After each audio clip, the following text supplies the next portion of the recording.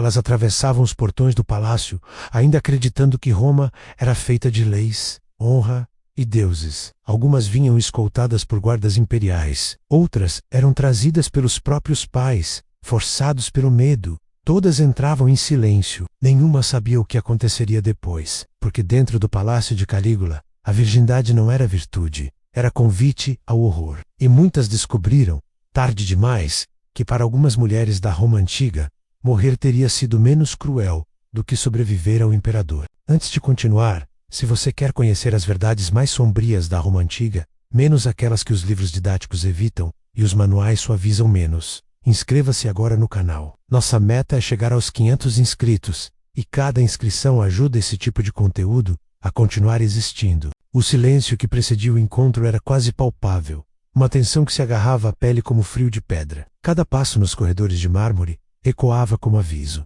Nenhuma tradição, nenhum pacto familiar, nenhuma lei divina poderia protegê-las. E você se pergunta, como um homem podia transformar toda a cidade em testemunha de seu sadismo? Calígula não nasceu monstro. Ele foi moldado dentro de um sistema que recompensava o medo, o silêncio e a obediência absoluta. Filho de Germânico, herói amado pelas legiões, cresceu cercado por conspirações, assassinatos políticos e traições familiares. Viu parentes morrerem envenenados, outros serem exilados, alguns simplesmente desaparecerem. Quando finalmente chegou ao poder, jovem e idolatrado, algo dentro dele quebrou. E quando percebeu que ninguém poderia detê-lo, decidiu transformar Roma em palco de sua própria divindade doentia. O Palácio Imperial deixou de ser apenas sede do governo. Tornou-se um espaço ritualístico, onde o imperador testava até onde o ser humano podia ser reduzido. Ele não buscava prazer comum, buscava o domínio absoluto. Cada gesto, cada olhar, cada pausa prolongada era uma arma. Imagine a tensão, o medo que se acumulava antes mesmo de qualquer ação física. Convites imperiais chegavam como sentenças. Uma jovem era chamada ao palácio, sob a promessa de um rito religioso ou apresentação cerimonial. Ninguém recusava. Recusar significava morte, ou pior, a morte da família inteira. Enquanto atravessavam corredores adornados por estátuas de deuses e ancestrais, muitas ainda acreditavam que a tradição as protegeria, mas Calígula não respeitava tradição alguma. Ele gostava de observar o desconforto crescer lentamente, o silêncio prolongado, o olhar que buscava saída, o corpo rígido tentando manter dignidade, enquanto tudo ao redor anunciava que ela não existia mais. Algumas eram mantidas em salas fechadas por horas, sem explicação. Outras eram conduzidas diante da corte como troféus vivos. O terror vinha antes, sempre vinha antes. E você sente isso. O medo não era consequência, era a arma. Banquetes imperiais se tornaram cenas de humilhação ritual. Jovens mulheres eram postas diante de convidados,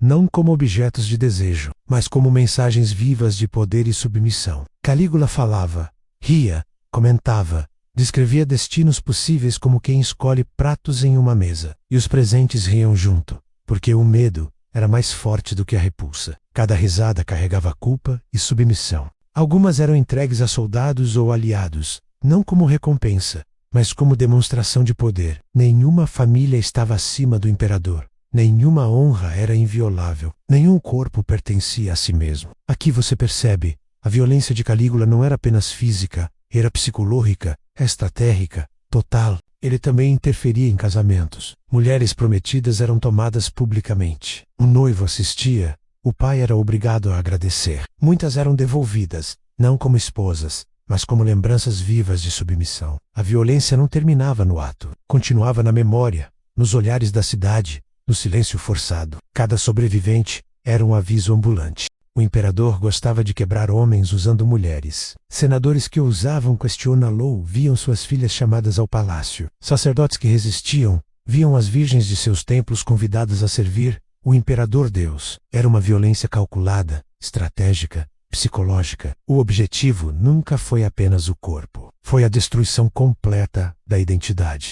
Rituais privados eram ainda mais sombrios. Portas ferradas, gaudas, afastados, relatos, fragmentados. Aqui a história se torna quase indescritível, porque o silêncio da época é a prova do medo extremo. Cada sobrevivente carregava marcas invisíveis, olhos vazios, corpos tensos, mentes quebradas, alguns desapareciam, outros retornavam mudados, mas todos eram lembranças ambulantes do poder absoluto. Algumas jovens simplesmente desapareciam dos registros históricos após serem levadas ao palácio. Seus nomes cessam, suas linhagens se apagam. Outras reaparecem anos depois, casadas à força, isoladas, descritas como doentes ou instáveis. Em Roma, o trauma feminino era tratado como fraqueza moral, nunca como consequência da violência imperial. Calígula não se via como criminoso, via-se como divino, exigia adoração, mandava erguer estátuas suas nos templos, vestia-se como Deus,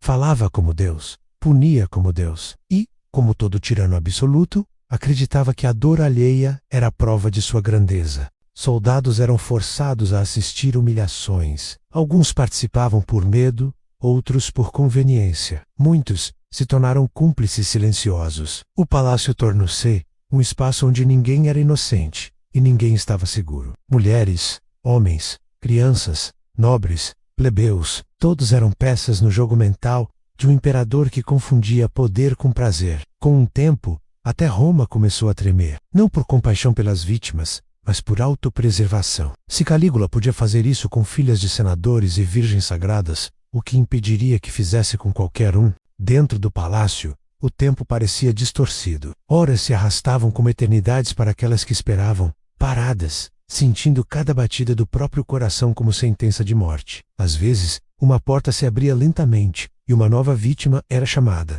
E você se pergunta, como seria olhar para a própria sorte sendo escolhida como espetáculo? O terror começava antes do toque. Apenas o olhar do imperador podia desmontar uma pessoa inteira. Ele sabia que o medo prolongado era mais cruel do que a dor física imediata. Uma jovem podia passar horas tentando entender o motivo de ter sido escolhida, enquanto guardas silenciosos a observavam, e serviçais tremiam, sabendo que qualquer sinal de compaixão seria interpretado como traição.